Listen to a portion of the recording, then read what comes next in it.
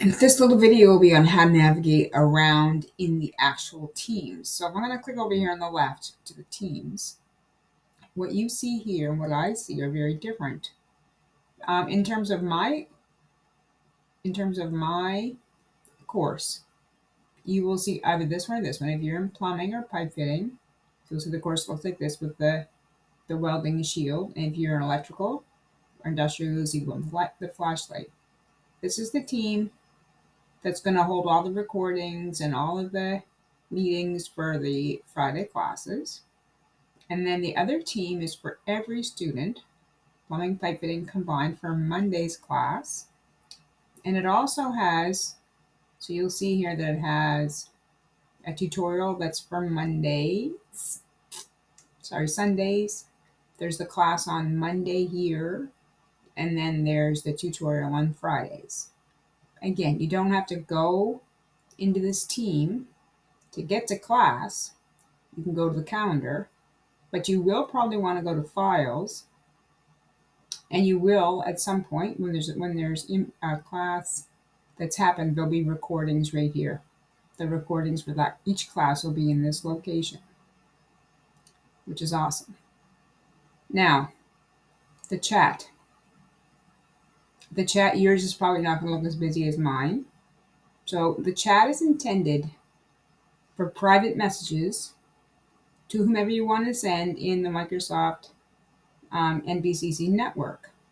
Now you should be searching my name, so type my name in up there, and then when it comes up, you're going to start a chat with me. Okay, now I've already got a chat going with myself. Let's just say I put in, let me think of I don't want to pick on a particular student, but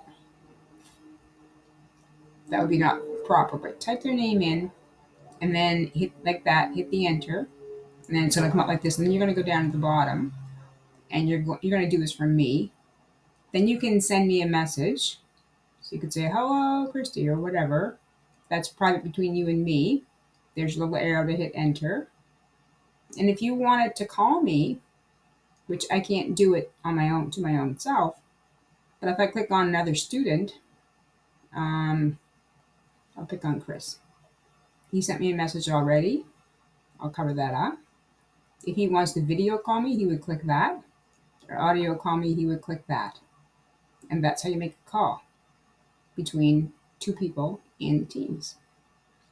The other thing I really want to show you, which is really going to save your biscuit up here, the little picture. You can see I'm signed in with my NBCC account. If you have an account you used for Teams before, make sure you're not using that whatsoever. You would sign out of that. It doesn't say at mynbcc.ca. You would sign out and sign back in. You can change your status if you want to there. But here's the humdinger. The triple dots. You want to go into your settings and you want to work on the notifications. This will drive you completely bonkers. Okay, so what I think is most important, you might want to turn off the sound for messages that come in, and that's a good spot to do that. Maybe I don't choose to have a pop-up down here of the chat message. I don't like that, and I don't want it in Windows chat pop-ups. I want it in Teams itself. So if Teams is off, I don't get pop-ups from Teams. Now here's where it gets really nasty. Under chat, edit that. You want the messages. Where do you want your messages to go? You can turn it on so the messages come up down the bottom corner. Like if a student sends me a message, I'm going to get that notification in the bottom in the banner. That's called the banner down here. If somebody mentions my name, it'll come up in the feed, up in the upper corner, not in the banner. This is the doozy. I just friggin' learned this today. Okay, meetings and calls. When you're in class, friggin' turn that on.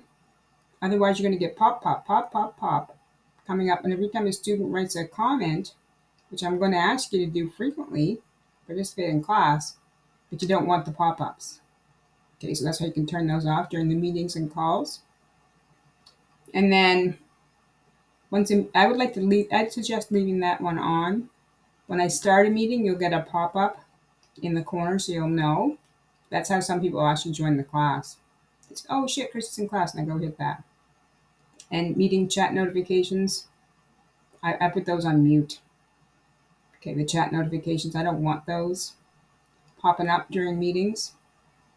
That's what I like to do. And also, under teams and channels, under custom, I turn any conversations that I start or reply to, any new posts, I only want them in my feed.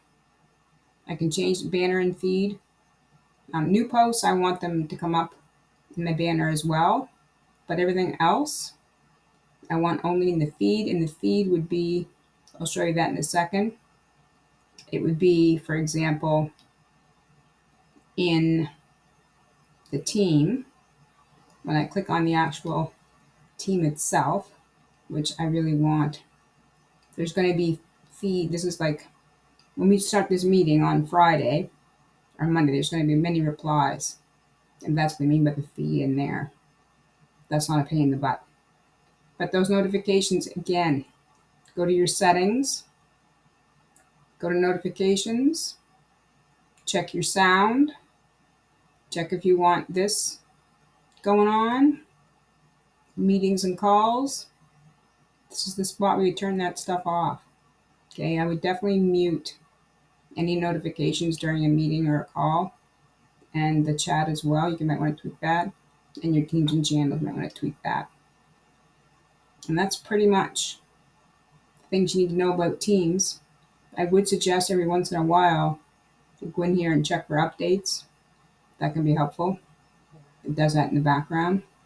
And every once in a while, it might be wiser to sign out and sign back in. Kind of like a nice little refresh. Especially if you find it not acting very well. That's one way to kind of give it a bit of a tune-up. And good luck.